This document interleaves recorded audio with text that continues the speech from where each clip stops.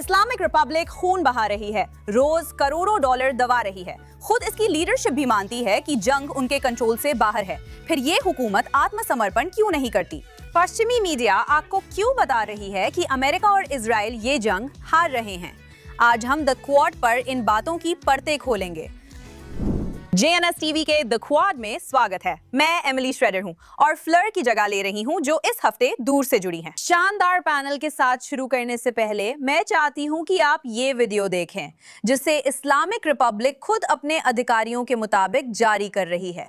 देखिए, राष्ट्रपति मसूद पजेश्कियन ने हॉर्मुज जलदमरू मध्य की नाकेबंदी पर क्या कहा। अपने प्यारे लोगों से जो अभी तैयार हैं, मैदान में हैं, यहाँ भी मैंने कहा कि हमारी एक साधारण सी गुजारिश है कि वे अपनी ऊर्जा की खपत को कम करें। उन्होंने हमारे बुनियादी ढांचे को निशाना बनाया है, हमें घेराबंदी में डाल दिया है ताकि लोग असंतुष्ट हो जाएं और जो संतुष्टि अभी है वह असंतोष में बदल जाए। जैसा कि आप देख सकते हैं, इस्लामी शासन के तहत ईरान के अंदर चीजें बिल्कुल भी आसानी से नहीं चल रही हैं। आज हमारे साथ एक शानदार पैनल है और निश्चित रूप से हमारे साथ फ्लेयर हसन नहूम हैं, जो हमारे साथ दूर से जुड़ी हैं। दुर्भाग्य से स्टूडियो में शशाना कीट्स जास्कोल और आज एक खास मेहमान भी हैं। गोल्डी गमारी, राजनीतिक टिप्पणीकार और कनाडा की पूर्व सांसद, हमारे साथ होने के लिए धन्यवाद। गोल्डी, सबसे पहले आपसे शुरू करना चाहूंगी। इस शासन की बयानबाजी पर, जिसमें वे खुद को नियंत्रण में और ताकतवर दिखाते हैं,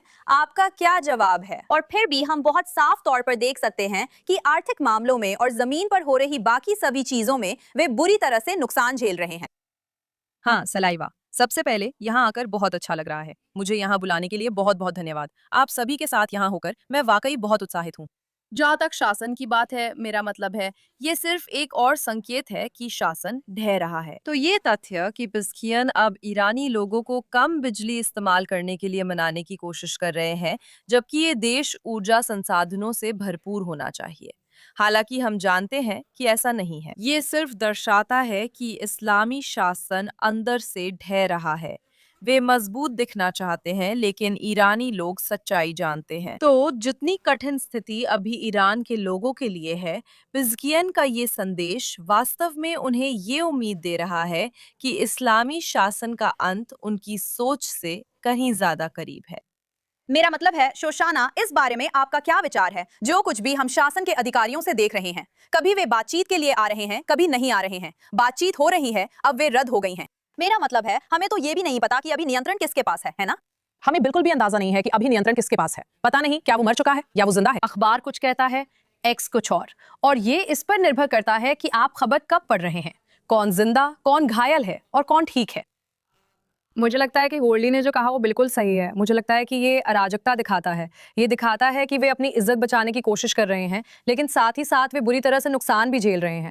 और इसलिए खुदा ने चाहा तो ये ईरान के इस्लामी गणराज्य के अंत की प्रक्रिया के बीच का दौर है। वो बहुत अच्छा होगा। मेरा मतलब है, इस युद्ध के साथ और उससे पहले भी 7 अक्टूबर के बाद जो कुछ हुआ, उसमें हमने कई बार देखा है कि मीडिया में जो रिपोर्ट किया जा रहा है और जमीन पर जो असल में हो रहा है, उसके बीच पूरी तरह से कोई तालमेल नहीं है। हम वही पैटर्न ईरान के इस्लामी शासन में भी देख रहे हैं। फ्लर हसन नहूम, ये आपसे बेहतर कोई नहीं जानता कि रिपोर्टिंग कितनी अजीब रही है। आप भी गोली की तरह इन मुद्दों पर शोज में कई बार बोल चुकी हैं, खासकर विघटनकारी गतिविधियों पर। मेरा मतलब है, मीडिया में आखिर हो क्या रहा है? पश्चिमी देश इसे बार बार ऐसे क्यों पेश करते हैं? अगर शासन कमजोर है, तो मीडिया इसे अलग क्यों दिखाता है? मुझे लगता है इसके 2 कारण हैं। मैं अभी अमेरिका में हूँ और लोग सोचते हैं कि अमेरिकी और इजरायली युद्ध हार रहे हैं। जब आप ज्यादातर कवरेज देखते हैं फॉक्स न्यूज को छोड़कर, तो हर कोई, और मैं लोगों से बात करती हूँ, जब मैं लोगों को युद्ध की उपलब्धियां बताती हूँ और बताती हूँ कि सेनाओं ने उम्मीद से ज्यादा हासिल किया है, तो लोग पूछते हैं, हमें ये खबरें यहाँ क्यों नहीं मिलती? ये वाकई हैरान करने वाला है कि इस्लामी गणराज्य ने किस तरह से पश्चिम में अपना प्रचार प्रसार थोपने में कामयाबी हासिल की है। मैं यूरोप की बात नहीं करूंगी, पर अमेरिका में भी लोगों को ऐसा लगा कि ये युद्ध बहुत भयानक था और अमेरिका को भारी नुकसान हुआ, जबकि असल में नुकसान कम था। ये चौंकाने वाली बात है कि वे पश्चिम में घुसपैठ और दिमागी नियंत्रण में सफल रहे। यही अब उनका इकलौता बचा हुआ दाव है। ये मूर्ख ही उनके पास बचा हुआ आखिरी हथियार है और मेरे लिए इसे समझना बहुत मुश्किल है। और दूसरी बात, गोल्डी और एमिली, तुम दोनों जानती हो वे लोग आधे मरे और खून से लथपथ पड़े होंगे, फिर भी वी साइन दिखाकर कहेंगे हम जीत गए। और ये वो बात है जो पश्चिम और पश्चिमी लोग नहीं समझते। वे ये नहीं समझते कि उनकी मानसिकता ऐसी है कि वे जमीन पर बिना हाथ पैर के पड़े हों, जैसे कि मुस्तबा एक कार्डबोर्ड कटआउट है, फिर भी वी साइन दिखा रहे होंगे। हाँ, मेरा मतलब है ये समस्या लगातार चल रही है और सिर्फ पश्चिमी मीडिया ही नहीं, पश्चिमी नेता भी असल में समझ नहीं पाते कि क्या हो रहा है। इसी वजह से अगली चर्चा है, क्या ट्रंप प्रशासन सच में इस्लामी शासन की मानसिकता समझते हैं? मेरा मतलब है गोल्डी, मैं आपकी राय इस पर सुनना चाहूंगी क्योंकि आप हर दिन इससे जूझ रही हैं। मुझे पता है। मेरा मतलब है हमने ट्रंप की तरफ से कुछ बेहतरीन टिप्पणियां देखी हैं, वस्तुनिष्ठ रूप से। हमने ट्रंप की तरफ से कुछ बहुत ही समस्याग्रस्त टिप्पणियां भी देखी हैं, वस्तुनिष्ठ रूप से। तो आपकी क्या राय है? मेरा मतलब है, क्या वे सच में समझते हैं कि क्या हो रहा है? क्या इसके पीछे कोई बड़ी रणनीति है, या फिर वे भी उन कई दूसरे पश्चिमी नेताओं की तरह ही अनजान हैं जिन्हें हम देख रहे हैं? मुझे लगता है कि मार्को रूबियो को पूरी तरह पता है कि क्या हो रहा है, और इसका कारण ये है कि मार्को रूबियो क्यूबा से आते हैं, इसलिए वे जानते हैं कि ये तानाशाहियां और इस तरह की कम्युनिस्ट तानाशाहियां कैसे काम करती हैं। मार्को रूबियो उन्हें अच्छे से जानते हैं। मुझे लगता है कि राष्ट्रपति ट्रंप की बात करें तो राष्ट्रपति ट्रंप भी जानते हैं कि वे कौन हैं, लेकिन वे अभी अपने पत्ते थोड़े छुपा कर रख रहे हैं। और मुझे लगता है कि राष्ट्रपति ट्रंप उन्हें आखिरी मौका या एक और मौका देने की कोशिश इसलिए कर रहे हैं क्योंकि दुर्भाग्यवश सिर्फ अंतर्राष्ट्रीय समुदाय से ही नहीं बल्कि डेमोक्रेट से भी बहुत दबाव है। ये लोग वामपंथियों और अश्वेतों का ये अपवित्र गठबंधन, साथ ही कम्युनिज्म और इस्लामिज्म, जो राष्ट्रपति ट्रंप पर दबाव बना रहे हैं कि वे उस इस्लामी आतंकवादी शासन से कूटनीतिक बातचीत करें जो 47 से 48 साल से अमेरिका मुर्दाबाद और इजराइल मुर्दाबाद के नारे लगाता आ रहा है। मुझे लगता है राष्ट्रपति ट्रंप जानते हैं क्या हो रहा है, लेकिन साथ ही मुझे ऐसा लगता है कि वो हर छोटी बड़ी बात का ध्यान रख रहे हैं क्योंकि वो ये सुनिश्चित करना चाहते हैं जब संयुक्त राज्य अमेरिका और इजराइल उस मुकाम पर पहुंच जाएंगे जहां वे इस्लामी शासन को पूरी तरह से नष्ट करने वाले हैं, जो कि वैसे भी हम ईरानियों की भी इच्छा है। जब वो उस मुकाम पर पहुंचेंगे और लोग कहेंगे कि आप कोई भी रास्ता चुन सकते थे, मेरा मतलब है राष्ट्रपति ट्रंप आतंकवादियों की असली पहचान दिखा रहे हैं। वे दिखा रहे हैं कि उनसे बातचीत संभव नहीं है। मेरा मतलब है, क्या आपको लगता है कि बातचीत के लिए दबाव बनाना गलती है?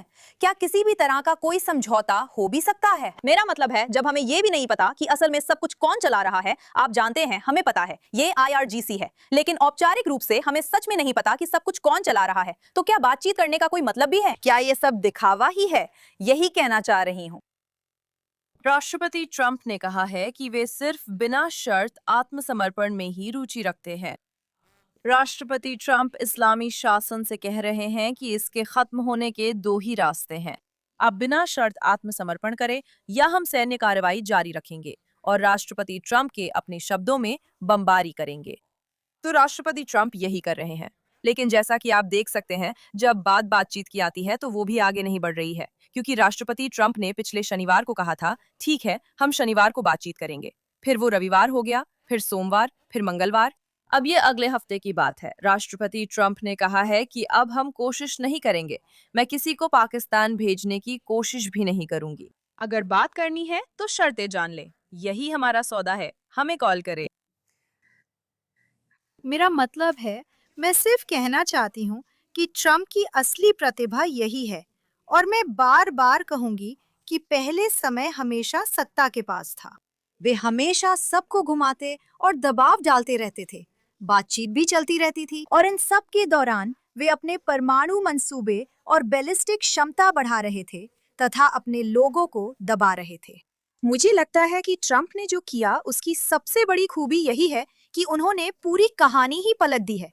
अब समय उनके पास कम है और अमेरिकियों के पास सारी दुनिया का समय है। हॉर्मुज़ जलडमरू मध्य बंद होने से उनके पास आमदनी और संसाधन नहीं है, वे आर्थिक रूप से मर रहे हैं। मुझे लगता है ट्रंप ने सोचा है कि मैं उन्हें बार बार क्यों निशाना बनाऊं जब वे बिना संसाधनों के कमजोर हो रहे हैं। चीन शामिल नहीं है, रूस भी चुप बैठा है। असल में वो उन्हें धीरे धीरे उनका गला घोट रहे हैं। वे उनके साथ वैसे ही खेल रहे हैं जैसे दशकों से सबके साथ करते आए हैं और इसका आनंद ले रहे हैं। आप कहते हैं ट्रम्प उन्हें समझते नहीं, जबकि ट्रम्प भी उन्हीं जैसे हैं। वो उनकी भाषा बोलते हैं, गैंगस्टर जैसे। ट्रम्प ऐसे ही है, इसलिए मुझे वे बहुत पसंद है। मुझे लगता है कि मैंने अभी अभी पढ़ा था, मुझे याद नहीं है, 20 बिलियन मिलियन बैरल तेल अमेरिका से जापान भेजा गया है ना। जैसे हेलो, इन लोगों ने दुनिया चलाने का तरीका बदला है। मैं मीडिया को लेकर भी कुछ कहना चाहती हूँ। मीडिया इसकी रिपोर्टिंग क्यों नहीं करता? मीडिया ट्रम्प के बारे में कुछ भी सकारात्मक रिपोर्ट नहीं करेगा जब तक कि उन्हें मजबूर ना किया जाए। वे ट्रम्प से नफरत करते हैं। ये कोई राज नहीं है, ये बहुत बहुत अच्छी तरह से जाना जाता है। वे सभी ट्रम्प से नफरत करते हैं। तो आखिर मीडिया जो ट्रम्प से छुटकारा पाने और ट्रम्प से नफरत करने में लगी हुई है, क्यों ऐसा करेगी? मेरा मतलब है, आप जानते हैं, मैंने खुद बहुत लंबे समय तक इससे इनकार किया, लेकिन उन्होंने ऐसा ही किया। उन्होंने बहुत लंबे समय तक इस बात के बारे में झूठ बोला कि बाइडेन सक्षम है। वे उन झूठों में शामिल थे और उन्होंने अमेरिकी लोगों से झूठ बोला। मुझे नहीं समझ आता लोग क्यों हैरान हैं कि पारंपरिक मीडिया अमेरिकी लोगों से लगातार झूठ बोल रहा है। जो लोग सिर्फ उन्हीं चैनलों को देखेंगे, वे असल में दुनिया में क्या हो रहा है नहीं जान पाएंगे। मुझे लगता है असली समस्या ये है कि वे जानबूझकर लोगों को गुमराह कर रहे हैं, चाहे उन्हें पता हो या ना हो। लेकिन वे ईरान के इस्लामी शासन और अन्य इस्लामवादी और अन्य अमेरिका विरोधी ताकतों की सेवा में हैं। लेकिन ये उनके ट्रम्प विरोधी जुनूनी पक्षपात का परिणाम है, जो हमें उस दिलचस्प विषय पर ले आता है जिसके बारे में मैं आज बात करना चाहती थी, और वो था युवराज रेजा पहलवी की प्रेस कॉन्फ्रेंस। उन्होंने यूरोप में कई प्रेस कॉन्फ्रेंसें की और यूरोपीय पत्रकारों को तीखे शब्द कहे जो मुझे जायज लगे। क्या हम वो क्लिप देख सकते हैं? अब मैं पूरे विश्वास के साथ कह सकता हूं कि ये आवाज़ दबाना, ये सेंसरशिप सिर्फ ईरान की सरकार के हाथों ही नहीं हो रही है, बल्कि अंतर्राष्ट्रीय और खासकर यूरोपीय मीडिया के द्वारा भी हो रही है। 150 पत्रकारों में से एक भी मुझसे ये सवाल नहीं करता कि 8 और 9 जनवरी को मेरी देश की सड़कों पर 40,000 ईरानियों का कत्लेआम क्यों हुआ। यहाँ उस महाद्वीप के दिल में जो खुद को मानव अधिकार, न्याय और गरिमा का समर्थक बताता है, उसके पत्रकारों ने अपनी पेशेवर जिम्मेदारियों और यहाँ तक कि अपनी नैतिक निष्पक्षता तक को पूरी तरह त्याग दिया है। मेरे लिए यह स्पष्ट है कि स्वतंत्रता की लड़ाई में मारे गए मेरे 40,000 बहादुर निर्दोष हम वतन इन पत्रकारों के लिए बहुत कम मायने रखते हैं। ऐसा लगता है कि वे अमेरिका की आलोचना करने में ज़्यादा रुचि रखते हैं, ये पूछने में कि संयुक्त राज्य अमेरिका और इजराइल ने उस तानाशाह को क्यों मारा जिसने हमारे लोगों का 47 वर्षों तक कत्लेआम किया, बजाय इसके कि वे उस शासन की आलोचना करें जो ये कत्लेआम कर रहा था। तो जैसा कि आप उस क्लिप से देख सकते हैं, बहुत बहुत कड़े शब्द हैं और मुझे लगता है कि ये पूरी तरह से उचित है। यूरोपीय अभिजात्य वर्ग का पाखंड और पक्षपात जिससे वे ज्यादातर पत्रकार जुड़े हैं।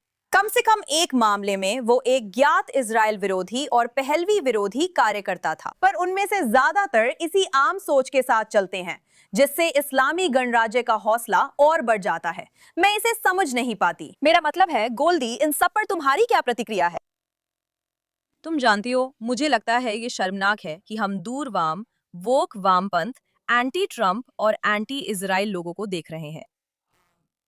वे इजराइल के प्रति अपनी नफरत में इतने डूबे हुए हैं कि अब उन्होंने इन लोगों के लिए ईरानियों का इजराइल और संयुक्त राज्य अमेरिका के प्रति समर्थन तभी समझ में आता है जब वे हम पर इजरायली एजेंट या जायनिस्ट होने का आरोप लगाते हैं। या आप जानते हैं, वैसे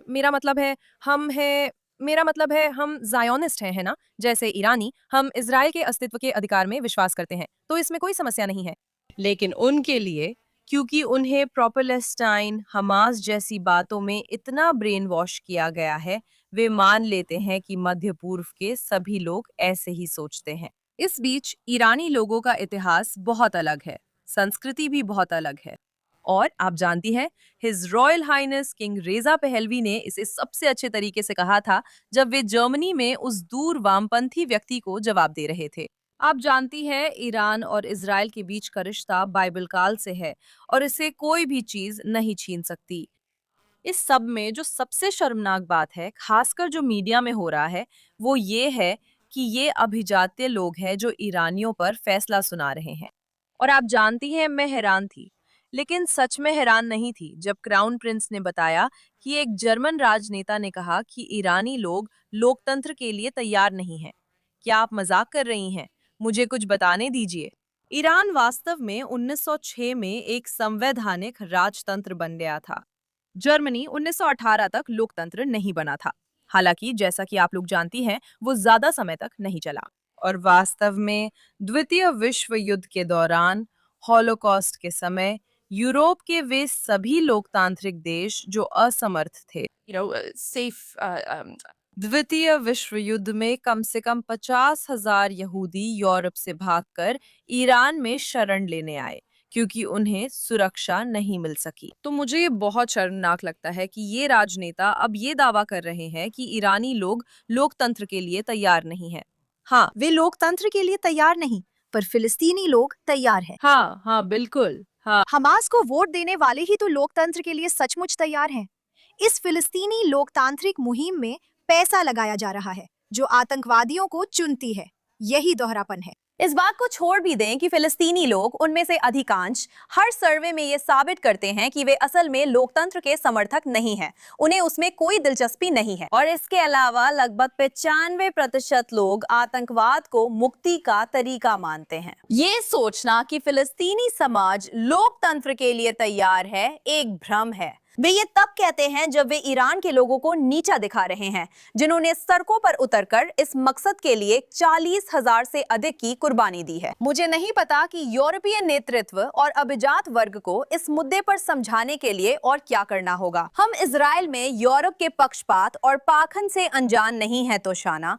यही चीज हमने 7 अक्टूबर के बाद भी देखी थी। मुझे याद है कि हमने इस शो में इस बारे में बात की थी कि मीडिया ने कैसे प्रतिक्रिया दी और कैसे उन्होंने इन इस्लामी आतंकी संगठनों का बचाव किया, ईरानियों और इजरायलियों की आवाजों को दरकिनार कर।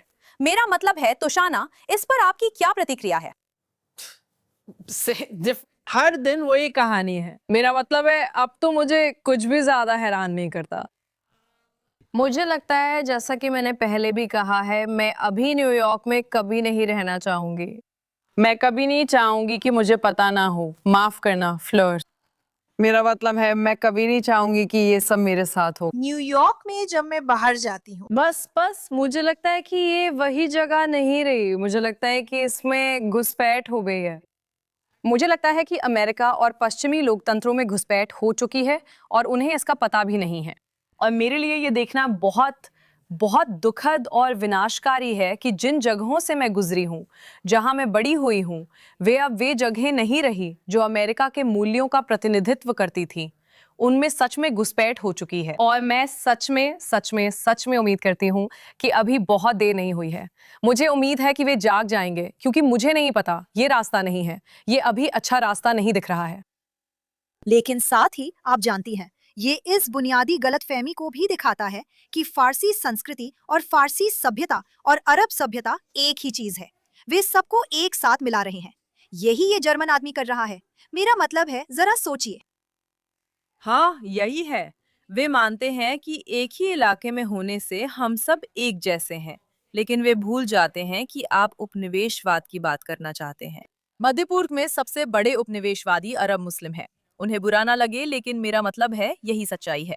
इसी वजह से मध्य पूर्व में इतनी वर्चस्व है और बहुत ही कम सभ्यताएं अपनी पहचान और अपना इतिहास बनाए रखने में सफल रही हैं। और वो जाहिर है यहूदी लोग और ईरानी है, और यहाँ वहाँ कुछ और छोटे समूह भी है। लेकिन सबसे बड़ी बात यह है कि उपनिवेशवाद से बचने में सफल रही 2 सबसे बड़ी सभ्यताएं यहूदी और ईरानी है। आप जानती हैं, मुझे कहना होगा, हमारे पास एक और क्लिप है जिसे मैं चलाना चाहती हूँ। एक ईरानी महिला, एक कार्यकर्ता जिन्होंने कई अलग अलग कार्यकर्ताओं का सामना किया, जिनमें से कुछ श्वेत उदारवादी भी थीं, जो इस ईरानी महिला को बता रही थी कि ईरानी लोग क्या मानते और सोचते हैं। पिछले कुछ वर्षों में हमने ये बहुत देखा है।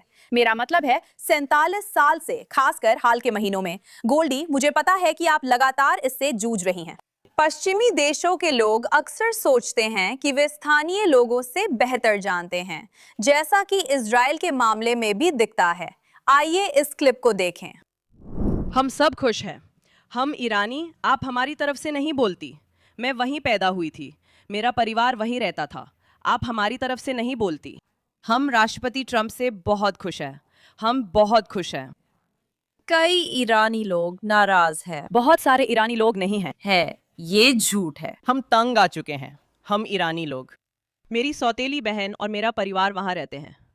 हम गोरे उदारवादियों से थक चुके हैं जो हमें ईरान और उसके लोगों के बारे में बताते हैं। हम बेंजामिन नेतन्याहू और राष्ट्रपति ट्रंप से उनके किए कामों के लिए प्यार करते हैं।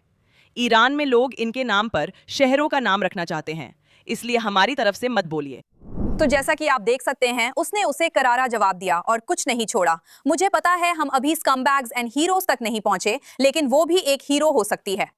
मुझे लगता है हमें ऐसी बातें यहाँ इस क्षेत्र में इजरायलियों से ज्यादा देखनी चाहिए। हमें ये ईरानियों से जरूर देखना चाहिए, क्योंकि मेरी राय में आम जनता तक बात पहुंचाने का और कोई तरीका नहीं है जब तक इसे बार बार उनके सामने ना रखा जाए। जैसे आप लोगों के लिए उनकी बात नहीं कह सकते। ईरानियों ने साफ बता दिया है कि वे क्या चाहते हैं। लोगों की सुनिए। मेरा मतलब है, गोल्डी, इस बारे में आपकी क्या राय है?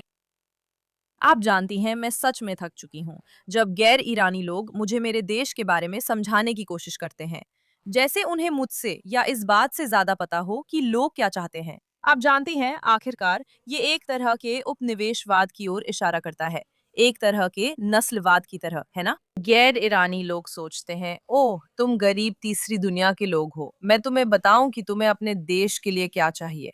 सच में? नहीं नहीं, शुक्रिया। कृपया एक कदम पीछे हटिए और खुले दिमाग से सुनिए, क्योंकि आप जानती हैं हम इस स्थिति में होते ही नहीं अगर जिमी कार्टर और डेमोक्रेट्स ने 1978 में आयतुल्ला का समर्थन नहीं किया होता, है ना? तो आप जानती हैं, डेमोक्रेट्स, वोक लेफ्ट और कम्युनिस्ट्स ने पहले ही ईरान को 7वीं सदी का इस्लामिक नरक बनाने में योगदान दिया है। अभी हम उनकी गलती को सुधारने की कोशिश कर रहे हैं और हम वास्तव में बहुत आभारी हैं कि हमारे पास, आप जानती हैं, राष्ट्रपति जैसे कोई है। राष्ट्रपति ट्रंप और प्रधानमंत्री नेतन्याहू, आप जानती हैं, इजराइल और संयुक्त राज्य अमेरिका हमारे साथ है और आखिरकार यही सबसे ज्यादा मायने रखता है। आप जानती हैं, यूरोप ने दिखा दिया है कि वे महत्वहीन है। तो आप जानती हैं, हम सही रास्ते पर हैं। और मुझे लगता है कि जब ईरान आजाद होगा तो हम वैश्विक भू राजनीति में एक बदलाव देखेंगे, क्योंकि मुझे लगता है कि हम उस मजबूत गठबंधन की ओर वापस जाएंगे जो 1979 से पहले अमेरिका, इजराइल और ईरान के बीच था।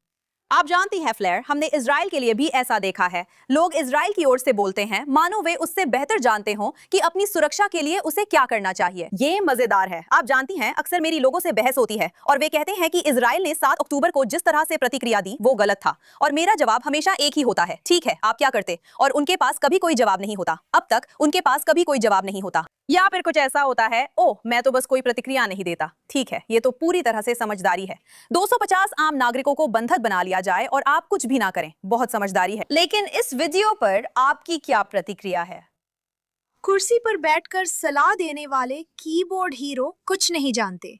मैं गोल्डी से सहमत हूँ, ये नस्लवाद है। ये असल में उपनिवेशवाद की अभिव्यक्ति है। मुझे तुमसे ज्यादा पता है। मुझे तुम्हारे अनुभव से ज्यादा पता है।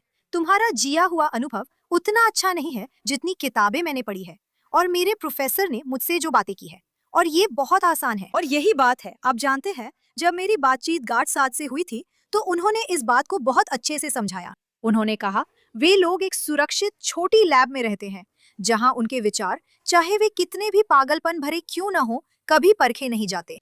जमीन पर रहने वाले लोगों पर इन विचारों की परीक्षा होती है। वही विचार उन्हें, हमें और ईरानियों को मार देते हैं, जबकि वे लोग अपने लैब में आराम से बातें करते हैं। और यही हम बार बार देखते हैं और ये शर्मनाक है। और मैं गोल्डी से 100% सहमत हूँ। मेरे लिए यही असली नस्लवाद है। ये कम अपेक्षा का नस्लवाद है। ओह, तुम जंगली लोग क्या जानते हो? तुम कौन हो मध्य पूर्व के लोग? तुम बर्बर लोग क्या सोचते हो? मैं तुम्हें इससे भी बेहतर बताती हूँ। मेरा मतलब है, सच में अब मुझसे और बर्दाश्त नहीं होता और मुझे लगता है जैसे मैं अभी किसी अजीब सी दुनिया में रह रही हूँ, सच में। हाँ, ये पागलपन है क्योंकि ये लोग तीसरी दुनिया की जिहादी मानसिकता का समर्थन कर रहे हैं और साम्राज्यवादी ताकतों जैसा व्यवहार कर रहे हैं। मैं शोशाना के साथ हूँ। जैसे हमने ये सब कैंपस में बहुत देखा, उन टेंट्स के साथ, और इजराइल विरोधी, आप जानती हैं, फ्री। उन्हें खुद अपनी बातों पर भी यकीन नहीं है, वो खुद भी उस पर विश्वास नहीं करते। वो बात कर रहे हैं, आप जानती हैं कि तुम्हें ऐसा होना चाहिए, तुम्हें वैसा होना चाहिए, और तुम ये भी हो सकते हो, मैं बिल्ली बन सकती हूँ, मैं कुत्ता बन सकती हूँ, और मैं जो चाहूँ वो बन सकती हूँ। लेकिन नहीं, मेरा मतलब है, सच में मैंने कभी इस तरह से बात नहीं की थी जब तक कि पिछले साल तक। आप लोग पूरी तरह बकवास कर रहे हैं। आपको बिल्कुल भी पता नहीं है कि आप किस बारे में बात कर रहे हैं। आपको कभी भी अपनी खुद की विचारधाराओं के साथ जीना नहीं पड़ेगा। आपको कभी सच में कुछ करके दिखाना नहीं पड़ेगा। आप जानती हैं, आप सिर्फ बातें करती हैं लेकिन असल में कुछ करती नहीं हैं। तो आप जो चाहे वो कहती हैं, क्योंकि फिर आप वापस अपने स्टारबक्स चली जाती हैं और एक कप कॉफी के लिए $8 देती हैं और अपनी ऊंची तेल की कीमतों के लिए सबको दोष देती हैं, क्योंकि आपको बिल्कुल भी अंदाजा नहीं है कि असल में दुनिया चलाने में क्या लगता है। हाँ, दूसरी सभ्यता के साथ भी वही हो रहा है, जैसे लेबनानी लोगों के साथ।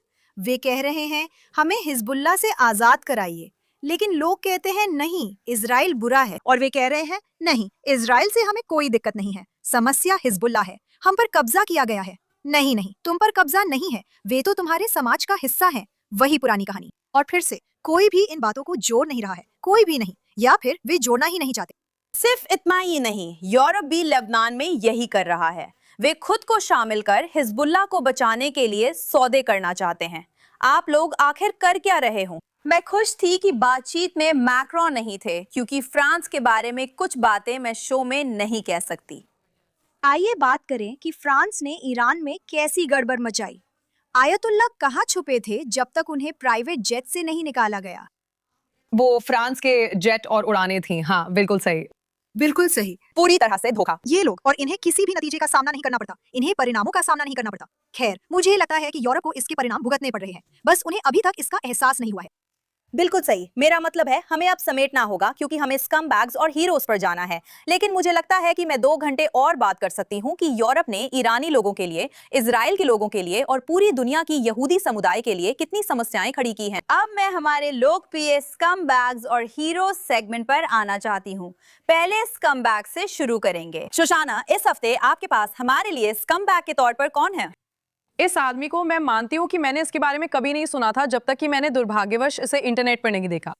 ये द स्ट्रोक्स के लीड सिंगर है, शायद नाम जूलियन कासाब्लांका है। वो लोग मेट्रो कार्ड्स को माइक की तरह इस्तेमाल करके बात करते हैं। शायद यही उनकी स्टाइल है, सबवे टॉक्स या टेक्स्ट जैसा कुछ।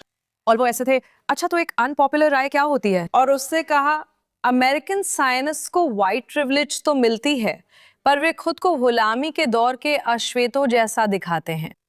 और वो आदमी बोले, हाँ बिल्कुल सही भाई, बिल्कुल सही। अमेरिकन सियोनिस्ट्स को आप जानते हैं वाइट प्रिविलेज वाले लोगों के फायदे मिलते हैं, लेकिन वो ऐसे बात करते हैं जैसे वो गुलामी के समय के अश्वेत लोग हों। 100% सहमत हूँ। मैंने कभी इतना चौंकाने वाला कुछ नहीं देखा जहां वो कहते हैं मैं बहुत उत्पीड़ित हूँ, मैं एक उत्पीड़ित व्यक्ति हूँ। मैं सोचता हूँ तुम अभी तेल अवीव में शादी में जा रहे हो जब वहां 80,000 लोग मारे जा चुके हैं। 80,000 से अधिक लोग मारे गए, जिनमें महिलाएं और बच्चे भी हैं, बस आधा मील दूर।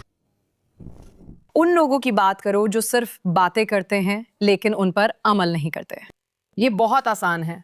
यहूदी को अपना पंचिंग बैग, अपना बलि का बकरा बनाना बहुत आसान है, क्योंकि आप यहूदी नहीं कह रहे, आप अमेरिकी सियोनिस्ट कह रहे हैं। अमेरिकियों के दर्द का इस्तेमाल कर कहना कि वे खुद को गुलामी के दौर के अश्वेत लोगों जैसा मानते हैं। सच में मुझे न्यूयॉर्क का कोई यहूदी दिखाओ जो मानता है कि वो गुलामी के दौर के अश्वेतों जैसा उत्पीड़ित है। मुझे दिखाओ, तुम बेवकूफ। मुझे दिखाओ। मेरे पास तुम्हारे लिए बहुत सारे न्यूयॉर्क के शब्द हैं। ये चौंकाने वाला है कि ये दोनों, माफ करना, ये दोनों गोरे आदमी न्यूयॉर्क की सबवे में ऐसी बातचीत कर सकते हैं और यहूदियों के बारे में इस तरह बात कर सकते हैं। ये वाकई चौंकाने वाला है। और तुम सोचते हो कि तुम कोई हीरो हो, तुम सोचते हो कि तुम कोई बहुत नेक इंसान हो, है ना? तुम तो बस कचरा हो, एक बेकार इंसान हो, अगर कहूं तो एक घटिया इंसान हो। मैं मानता हूँ वो सच में बुरा इंसान है। अफसोस है क्योंकि उसके बैंड में कम से कम एक साथी यहूदी और इजराइल समर्थक है। खैर, किसी को उसे कुछ कहना चाहिए। हाँ, किसी को उस आदमी के साथ बैठना चाहिए और उसे रात में सबवे में घुमाना चाहिए। हाँ बिल्कुल। लॉरा, इस हफ्ते तुम्हारा घटिया इंसान कौन है? ओ भगवान, चुनने के लिए बहुत सारे थे, बहुत सारे, और मुझे उसका नाम सच में पता नहीं है। लेकिन मुझे लगता है कि वो सिर्फ पाखंडी बहिष्कार करने वालों की सामान्य घटियापन का प्रतिनिधित्व कर रहा है। ये वाला बेलफास्ट से है। और आप जानती हैं, हमने सालों में देखा है, हम सब ने सालों में देखा है BDS आंदोलन को, जिसका हमारी अर्थव्यवस्था पर बहुत बहुत कम असली असर पड़ा, लेकिन इसका मनोवैज्ञानिक असर कहीं ज्यादा था, खासकर दुनिया भर की यहूदी समुदायों के लिए। इजराइल कई शानदार उत्पाद और खाद्य सामग्री निर्यात करता है। लोग बहिष्कार कर रहे थे, अगर आप उत्पाद नहीं खरीदना चाहती तो मत खरीदिए। लेकिन इस घटिया इंसान ने बेलफास्ट में एक कदम और बढ़ाया। उत्पाद का बहिष्कार या दोस्तों से न खरीदने को कहने की बजाय उसने शॉपिंग कार्ट लेने का निर्णय लिया। सारी इजरायली चीजें शेल्फ से उठाकर उस कार्ट में डाल दी और बस उन्हें शेल्फ से हटा दिया, ताकि लोग देख ना सके कि शेल्फ पर इजरायली उत्पाद हैं। अब सोचिए, कितना बड़ा हारा हुआ इंसान होना चाहिए इसके लिए। क्या आपके पास अपनी कोई जिंदगी नहीं है? क्या इन लोगों के पास कोई जिंदगी नहीं है? मैं तो अब सोचने लगी हूँ, क्योंकि आप जानती हैं, हम सब यहाँ महिलाएं, हम सब बहुत व्यस्त हैं। क्या आप सोच सकती हैं कि अपने दिन के 2-3 घंटे इसके लिए निकालें? सोचिए, सिर्फ ये बताने के लिए कि आपने सारे प्रोडक्ट्स हटा दिए, उस देश के सारे उत्पाद शेल्फ से हटाना जिसे हम पसंद नहीं करते। अपनी जिंदगी में कुछ करो हारने वालों, आप इतिहास के गलत पक्ष में हो। एक दिन आप जागोगे और तब तक आप कमाल के घटिया लोग हो, हफ्ते के घटिया इंसान। सिर्फ इतना ही नहीं, बल्कि वो उन लोगों को जो न्यूनतम वेतन पर काम करते हैं मजबूर कर देता है कि वे जाकर उसकी चौली में डाले हुए सारे सामान को अलग अलग करें और फिर से शेल्फ्स पर रखें। आप किस तरह के हीरो हो? देखो, बहिष्कार आंदोलन हमेशा हास्यास्पद रहा है। जूडिया, सामरिया, वेस्ट बैंक में सोडा स्ट्रीम सबसे बड़े नियोक्ताओं में था। सोडा स्ट्रीम में हजारों कर्मचारी थे। ये पानी में कार्बोनेशन करने वाली शानदार कंपनी थी। और इस BDS आंदोलन के परिणाम स्वरूप कंपनी को अपनी फैक्ट्री बंद करनी पड़ी, जहां हजारों वेस्ट बैंक के फिलिस्तीनी जूडिया सामरिया के फिलिस्तीनी काम करते थे। और अब कंपनी को दक्षिण में शिफ्ट करना पड़ा, जहां अब जाहिर है वो बेडौइन लोगों को रोजगार दे रही है। फर्क किसे पड़ता है? उन्होंने उन्हीं को नुकसान पहुंचाया जिनकी मदद का दावा करते हैं। वे लूजर्स हैं।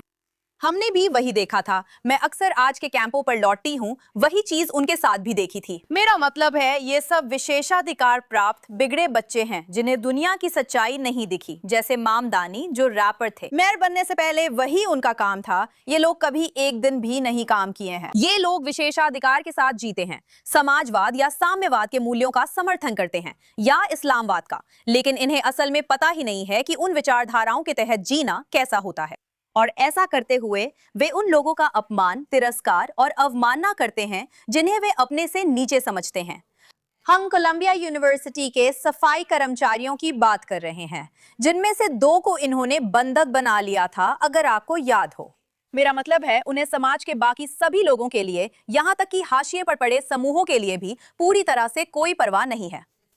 ये सबसे बड़ा पाखंड है। निश्चित रूप से ये घटिया लोग हैं, हालांकि असल में ऐसा पूरा एक समूह है। ओह हाँ, गोल्डी, तुम्हारा घटिया इंसान कौन है? इस हफ्ते का तुम्हारा घटिया इंसान कौन है? ये तुम्हारा पहला मौका है ना? हाँ है। मैं थोड़ी नर्वस हूँ, तो मेरे साथ थोड़ा नरमी से पेश आना। तो मेरा इस हफ्ते का सबसे घटिया इंसान वो यूरोपीय राजनेता है जिसने कहा कि ईरानी लोग लोकतंत्र के लिए तैयार नहीं है। असल में वे यूरोपीय राजनेता और वामपंथी मीडिया ईरानियों पर हमला कर इस्लामी शासन का समर्थन कर रहे हैं। क्राउन प्रिंस रेजा पहलवी ने उन्हें आड़े हाथों लिया था।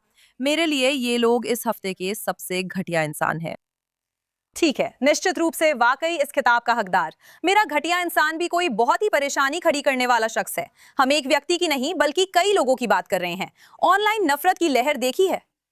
मुझे लगता है मैं ना तो एरिका कर्क के लिए, ना ही उनके दिवंगत पति चार्ली के लिए कभी समर्थक रही हूं। उनकी हत्या से पहले भी नहीं। चार्ली की बेरहमी से हत्या एक भयानक वीडियो में हुई थी।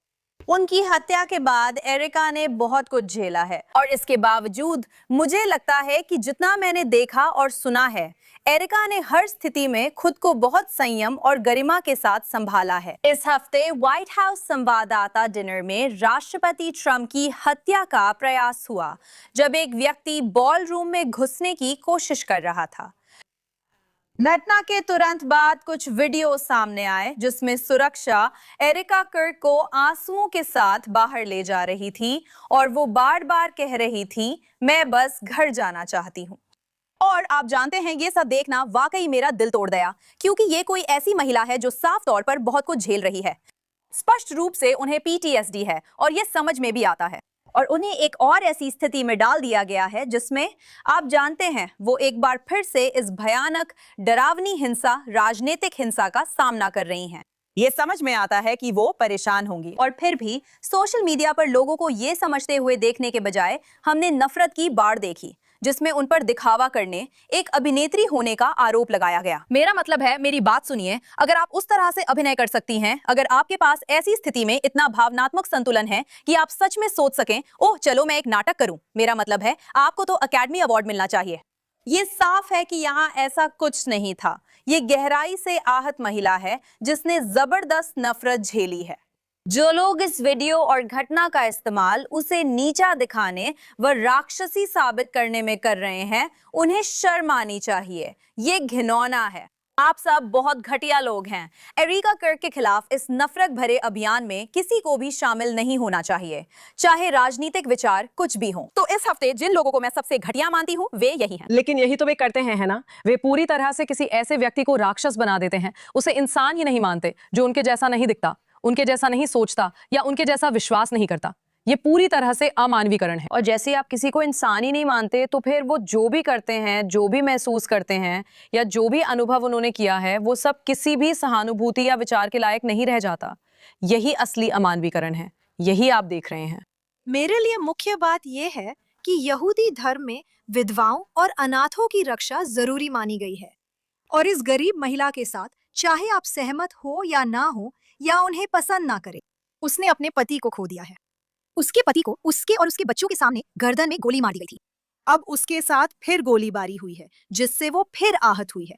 लोग उसके फिर से आघातग्रस्त होने पर उसी पर हमला कर रहे हैं। ये मेरी समझ से बाहर है कि लोग इतने निर्दयी कैसे हैं। मैं इसे नहीं समझ पाती। मुझे लगता है लोग जलन के कारण ऐसा करते हैं, जैसे कैंडिस होएन, वो उससे जलती है। मुझे समझ नहीं आता कोई ऐसी विधवा से कैसे जल सकता है जिसने जवान पति खोया हो। मैं नहीं समझ पाती कि लोग इतने क्रूर कैसे हो सकते हैं। मैं इसे समझ नहीं पाती। ये सचमुच इंसानियत का सबसे नीचा स्तर है, और इंसानियत के असली गटर के लिए सोशल मीडिया से आगे देखने की जरूरत नहीं है। समापन से पहले मैं इस हफ्ते के हमारे हीरोज का जिक्र करना चाहती हूँ। हम हमेशा पॉजिटिव तरीके से अंत करना पसंद करते हैं। फ्लेयर, आपका हीरो कौन है? तो चूंकि मैं अमेरिका में हूँ, मेरा हीरो, और वो सच में कभी नहीं घबराते, जॉन फेडरमैन है। हाल ही में कांग्रेस में एक वोट हुआ था जिसमें इजराइल को कुछ D9 बुलडोजर्स बेचने की बात थी। देना नहीं, बेचना। इसी तरह हम गाजा व अन्य जगहों पर आतंकवादी ढांचे को खत्म करने का काम करते हैं। ये हमें मुफ्त नहीं मिलते, हमें इन्हें खरीदना पड़ता है। और डेमोक्रेट्स ने सेनेट में भारी बहुमत से वोट दिया, कांग्रेस में नहीं, कि इसे इजराइल को ना बेचा जाए। और जॉन फेडरमैन उन 6 या 7 डेमोक्रेट्स में से एक थे जिन्होंने, मुझे लगता है, इजराइल को न बेचने के प्रस्ताव के खिलाफ वोट दिया था। और आप जानते हैं, 7 अक्टूबर से वो पूरी तरह अडिग है। लोग उनके घर आकर प्रदर्शन कर उन्हें गिराने की कोशिश करते हैं, और उन्होंने कहा है, मैं इजराइल के साथ खड़ा हूँ, मुझसे पंगा मत लो। और पिछले हफ्ते मैंने उनसे जो सबसे अच्छी बात सुनी वो ये थी, अगर मुझे कांग्रेस में इजराइल के साथ खड़े होने वाला आखिरी डेमोक्रेट बनना पड़े तो मैं वही बनूंगा। और वो अभी भी एक डेमोक्रेट है और अभी भी इजराइल के साथ खड़े हैं, और उन्हें इस बात की परवाह नहीं है कि ये लोकप्रिय है या नहीं। उन्हें इसकी परवाह नहीं है कि ये लोकप्रिय नहीं है, वो सही काम कर रहे हैं। हम अच्छाई की ताकत हैं, जैसे कि इजराइल है। अगर आपको किसी पक्ष की आलोचना करनी है तो हमारा पक्ष चुनें, हमारे खास सहयोगी के साथ खड़े रहें। अब जब डेमोक्रेट्स इजराइल का साथ छोड़ रहे हैं तो अगर जरूरत हुई तो मैं ही आखिरी इंसान खड़ा रहूंगा। आज राजनीति में ऐसा मिलना दुर्लभ है। ऐसे लोग जो पहले जनमत सर्वेक्षण देखकर ये तय नहीं करते कि उन्हें क्या करना है, क्योंकि वो डरपोकों का काम है। वे खुद तय कर रहे हैं कि क्या करना है। यही असली नेतृत्व है। सेनेटर जॉन फेडरमैन, आप इस हफ्ते मेरे हीरो हैं। वो सच में महान हीरो हैं और इन सभी मुद्दों पर बहुत लंबे समय से लगातार एक ही रुख पर कायम रहे हैं। ये सम्मानजनक है, चाहे आपकी राजनीति कुछ भी हो। और हमें ऐसे और भी नेता चाहिए। ये अफसोस की बात है कि गोल्डी अब सांसद नहीं है, क्योंकि हमें गोल्डी जैसे और भी नेता चाहिए। वापस आओ गोल्डी। हाँ, तुम्हें पता है, कनाडा में सच बोलने की यही कीमत चुकानी पड़ती है। जिहादी तुम्हारे पीछे पड़ जाते हैं और तुम्हें इस्लामोफोबिया का आरोप लगाते हैं। लेकिन ऐसा ही है, मुझे नहीं पता। मैं इसे एक सम्मान के प्रतीक के रूप में देखती हूँ कि मुझ पर ऐसा आरोप लगाया गया। खैर, तुम आजाद ईरान की विदेश मंत्री बन सकती हो गोल्डी, सब ठीक है। बिल्कुल। हाँ बिल्कुल। गोल्डी, इस हफ्ते तुम्हारा हीरो कौन? तो इस हफ्ते का मेरा हीरो असल में पूरा ईरान रेवोल्यूशन लाइव समुदाय है। तो मैं अपने को होस्ट आर्मिन के साथ पिछले 120 दिनों से हर दिन लाइव स्ट्रीमिंग कर रही हूँ और हमने ऐसे लोगों का एक समुदाय बनाया है जो हमें अलग अलग प्लेटफॉर्म्स पर देखते हैं, जैसे कि यूट्यूब, एक्स, रंबल, किक और ट्विच पर। और आप जानती है, ये लोग दुनिया भर से हैं। तो आप जानती हैं, America, Israel, Europe, middle east, Asia, south America समेत दुनिया भर से लोग हैं। तो हमारी ईरान रेवोल्यूशन लाइव कम्युनिटी बहुत बढ़ गई है और आप जानती हैं, हर दिन और भी लोग इसमें शामिल हो रहे हैं। और आप जानती हैं, हमारे लाइव स्ट्रीम्स में, चैट्स में हमारी कुछ शानदार बातचीत होती है। इसीलिए मैं हर दिन ईरान के बारे में जागरूकता बढ़ाने के लिए लगातार लाइव स्ट्रीम करता हूँ। ये सब इन लोगों की कम्युनिटी की वजह से है। आप जानती हैं, इनमें से अधिकांश लोग ईरानी नहीं है। जरूरी नहीं कि उन्हें इसकी परवाह हो, लेकिन वे परवाह करते हैं। वे हमारे साथ हैं। वे मेरे लिए एक तरह से दूसरी फैमिली जैसे बन गए हैं। मैं उन्हें अपने हमवतन कहती हूँ। इस हफ्ते मेरे हीरो हैं ईरान रेवोल्यूशन लाइव कम्युनिटी। आप सभी को सलाम और प्यार। धन्यवाद। अरमीन कमाल के हैं, हमें वे बहुत पसंद हैं। और गोल्डी, मुझे लगता है कि इसी कम्युनिटी के जरिए आपकी एक लाइव स्ट्रीम में आपने ये खुलासा किया था कि टकर कार्लसन का काम, टकर कार्लसन के इंटरव्यू ईरान में ब्लैकआउट के दौरान दिखाए जा रहे थे। हाँ, टकर कार्लसन और कौन? चैंग, आपका डिबेट चैंग के साथ। हाँ, चैंग। वैसे उन्होंने चक शूमर और मर्जरी टेलर ग्रीन की पोस्ट्स प्रेसिडेंट ट्रंप पर हमला करने में इस्तेमाल की है। हाँ, हमने ये भी पकड़ा है। हमने इस्लामिक मशीन स्टेट टीवी पर कई दिलचस्प चीजें देखी है। वाह, आज उनका दिन वाकई में खराब चल रहा है उस मामले में। शोशाना, तुम्हारा हीरो कौन है? माफ करना, इस्लामिक शासन। इस्लामिक शासन डेमोक्रेट्स को बहुत पसंद करता है। इसे ऐसे ही समझ लीजिए, वे उन्हें बहुत पसंद करते हैं। खैर, वे उनके लिए उनका काम कर रहे हैं, तो मुझे लगता है कि ये समझ में आता है। शोशाना, आपने हमारे लिए किसे चुना है? इस हफ्ते आपका हीरो कौन है? मेरा हीरो है दरअसल सीक्रेट सर्विस, जिन्होंने उस रात अपना काम जिस तरह किया उसके लिए। और वो सीक्रेट सर्विस एजेंट जिन्होंने सच में गोली खाई मेरी समझ के अनुसार, और जब उन्होंने शूटर को गिरा दिया। ट्रम्प की राष्ट्रपति अवधि हमेशा अजीब रही है, दूसरी बार तो और भी ज्यादा। एक अमेरिकी के रूप में ये सब बहुत पागलपन लगता है, और मेरी समझ के अनुसार ये तीसरी, अगर चौथी नहीं तो, उनके जीवन पर हमला करने की कोशिश है। ये बहुत अजीब और पागलपन है। हमें उन लोगों के बारे में बात करनी चाहिए जो दूसरों को इंसान की तरह नहीं देखते, चाहे वे उनसे सहमत ना हो। और हम उन लोगों के बारे में बात करते हैं जो एरिका कर्क को उनकी प्रतिक्रिया के लिए इंसान नहीं समझ रहे हैं। ऐसे लोग हैं जो समझते हैं कि ये मेरा काम है। हर किसी को प्रेस की स्वतंत्रता, अभिव्यक्ति की स्वतंत्रता, और आप जानते हैं, संयुक्त राज्य अमेरिका में जैसे है वैसे रहने की आजादी है। सीक्रेट सर्विस खुद को सतर्क रखती है और जिनका ध्यान रखना होता है उनका ध्यान रखती है।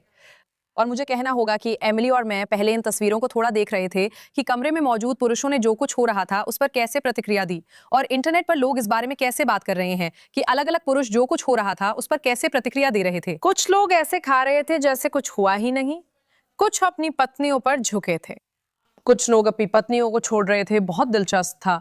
कुल मिलाकर सीक्रेट सर्विस ने अच्छा काम किया। मैं उन्हें शाउट आउट देना चाहूंगी। इस हफ्ते आप मेरे हीरो हैं क्योंकि आपने हालात संभाल लिए। वो सच में हैं। उन्होंने प्रेसिडेंट ट्रंप के साथ ओवर टाइम काम किया है जितनी धमकियां मिल रही हैं, लेकिन वो सच में अभी बहुत कुछ झेल रहे हैं, खासकर इस वक्त जब इस्लामिक शासन की सारी कोशिशें चल रही हैं। उन्होंने कितनी जगहों पर घुसपैठ कर ली है, यहाँ तक कि संयुक्त राज्य अमेरिका में भी अलग अलग जगहों पर।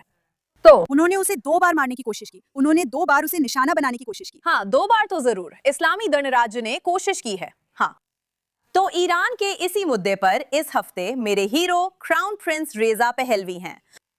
उनसे एक सवाल पूछा गया था जिसका मैंने पहले संक्षेप में जिक्र किया था। एक प्रसिद्ध एंटी इजराइल भड़काऊ व्यक्ति जो खुद को पत्रकार बताता है, जर्मन नागरिक है असल में, और उसने रेजा पहलवी से एक सवाल पूछा जिसमें ये इशारा किया कि वो इजराइल के लिए काम करते हैं। देखिए उन्होंने क्या जवाब दिया।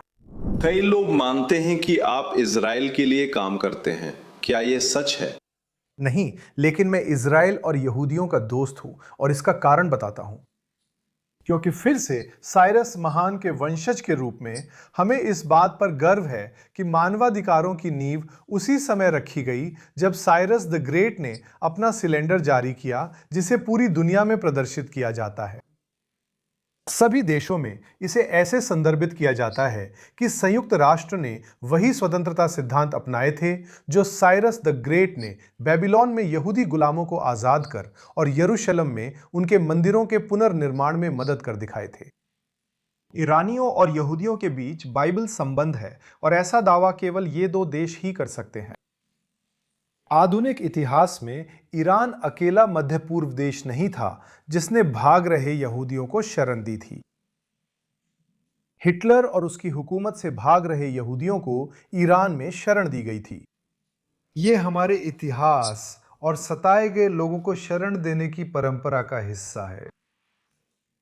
क्रांति से पहले ईरान में यहूदी धर्म का पालन स्वतंत्र रूप से करते थे और वे अपने अधिकारों की बहाली के लिए लड़ रहे हैं, साथ ही ईरान में किसी भी अन्य धर्म के लोगों के अधिकारों के लिए भी, क्योंकि मानवाधिकारों की एक बुनियादी नींव यह होनी चाहिए कि लोगों की धार्मिक स्वतंत्रता की रक्षा की जाए।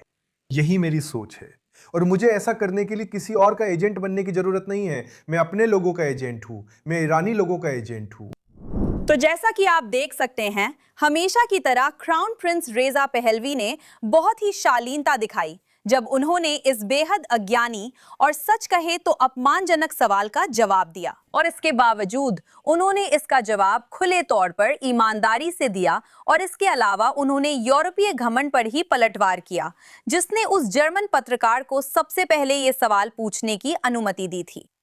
ये कुछ ऐसा है जो हमने पश्चिमी मीडिया के कई अलग अलग रिपोर्टरों से रेजा पहलवी के प्रति कई बार देखा है। उनके प्रति किसी तरह की दुश्मनी है। वे बार बार वही सवाल पूछते हैं जिनके जवाब वो पहले ही दे चुके हैं। वो दशकों से अपनी विचारधारा स्पष्ट बता रहे हैं। वो ईरान में लोकतांत्रिक बदलाव, संवैधानिक राजशाही का समर्थन या फिर ईरानी जनता द्वारा जनमत संग्रह में लिया गया फैसला देखना चाहते हैं। हम एक संक्रमणकालीन नेता की बात कर रहे हैं, ना कि किसी राजशाही या तानाशाही की, जैसा कि सभी आलोचक इसे दिखाना पसंद करते हैं। ये उन सभी बातों का पूरी तरह से गलत चित्रण है जिनके लिए वो खड़े रहे हैं, और इसके बावजूद मुझे लगता है कि वो एक नेता के रूप में वास्तव में अपनी पहचान बना चुके हैं। और जब मैंने देखा कि उन्होंने इन प्रेस कॉन्फ्रेंसों में कुछ बेवकूफी भरे सवालों का जवाब कितनी ईमानदारी, स्पष्टता और गरिमा के साथ दिया, तो मुझे लगा कि एक नेता ऐसा ही दिखता है। और आप जानते हैं, जैसा कि मैंने कहा, डोनाल्ड ट्रंप ने कुछ बेहतरीन बयान दिए हैं, लेकिन आखिरकार डोनाल्ड ट्रंप एक शोमैन है। वो एक व्यवसायी हैं, लेकिन वो एक शोमैन भी हैं। और क्राउन प्रिंस रेजा पहलवी ऐसे नहीं हैं। क्राउन प्रिंस अपने लोगों के नेता हैं, और ये स्पष्ट है कि वो बलिदान देने और सचमुच कुछ भी करने के लिए तैयार हैं, जैसा कि उन्होंने खुद कहा है, यहाँ तक कि अपनी जान भी देने के लिए, ताकि ये सुनिश्चित किया जा सके कि ईरानी लोग आजाद रहें। और यही वो चरित्र है जिसे हमें बढ़ावा देना चाहिए, जिसकी हमें वकालत करनी चाहिए। मुझे दुख है कि वही अभिजात्य वर्ग जिसके बारे में हमने पहले बात की थी, उसे गलत नीयत से बदनाम कर रहा है, ना उसकी बातें सुन रहा है, ना उसके काम समझ रहा है। वे कहते हैं कि उनका समर्थन सीमित है, जबकि ये गलत है। अब तक देखे गए हर सर्वेक्षण में, चाहे उसकी विश्वसनीयता कुछ भी हो, वे ईरान और प्रवासी समुदाय दोनों में सबसे लोकप्रिय व्यक्ति हैं, और उनकी लोकप्रियता कम से कम 2 अंकों के अंतर से है। रिकॉर्ड वर्षों से यही दिखा रहा है। पश्चिमी देश जानबूझकर इसे नजरअंदाज कर रहे हैं, चाहे मीडिया हो या नेतृत्व, जो स्वीकार्य नहीं है। अगर ईरानी लोग अपनी जान जोखिम में डालने को तैयार हैं, अगर उन्हें सड़कों पर मार डाला जा रहा है क्योंकि वे बाहर आए और एक ही नाम का नारा लगा रहे थे, और वो नाम है क्राउन प्रिंस रेजा पहलवी, अंतर्राष्ट्रीय समुदाय का फर्ज बनता है कि वो ईरान के लोगों की सुने, और जब वे कहते हैं कि यही वे चाहते हैं तो उनकी बात काटना बंद करें। तो रेजा पहलवी इस हफ्ते मेरे हीरो हैं, और इससे पहले भी कई हफ्तों से रहे हैं, लेकिन खासकर इस हफ्ते यूरोप और कई अन्य जगहों से आई घोर पूर्वाग्रह और हमलों का जिस तरह से उन्होंने सामना किया उसके लिए। और इसी के साथ हम इस एपिसोड को यही लगभग समाप्त करते हैं, जब तक कि आप लोगों के पास कोई अंतिम टिप्पणी ना हो। हाँ गोल्डी बोलो। हाँ एमिली, मैं बस आप और यहाँ मौजूद सभी लोगों का बहुत धन्यवाद कहना चाहती थी। मेरा मतलब है खासकर आप एमिली, आप ईरानियों के लिए इतनी मजबूत समर्थक रही हैं। आपने समय निकाला हमें सुनने और सीखने के लिए। आप जानती हैं, आपने हमारी आवाज को और बुलंद करने में मदद की है। तो मैं बस कहना चाहती हूँ ईरानी समुदाय की ओर से कि हम आपको और आपके द्वारा किए जा रहे हर काम को कितना प्यार और सराहना करते हैं। तो आप जानती हैं, उम्मीद है कि एक आजाद ईरान में आप इजरायली राजदूत बन सकती है। खैर, जब ऐसा होगा आपको मुझे हर पार्टी में बुलाना होगा, लेकिन सबसे पहले हमें ईरान को आजाद कराना होगा।